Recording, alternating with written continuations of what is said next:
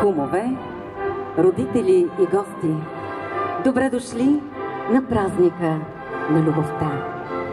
Калина и Живко, изпълнени с обич един към друг, с много любов и нежност, са дошли да изразят пред нас желанието си да създадат свое семейство.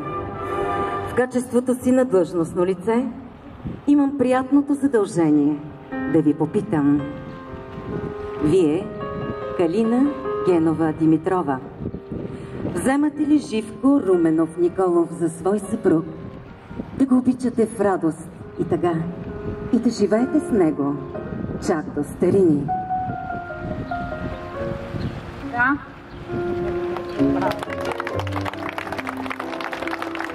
Вие, Живко Руменов Николов, вземате ли Калина Генова Димитрова за своя съпруга, да обичате в радост и тъга и да живеете с нея чак до старини?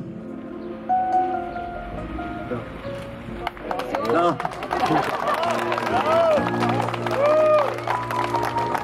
Кумовете, убедени ли сте, че Калина и Живко се познават достатъчно и по своя воля са решили да сключат граждански брак?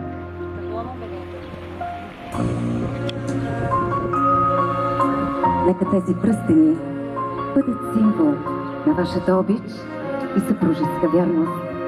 Както е безкраен овалът им, така да няма край и вашият стремеж един към друг.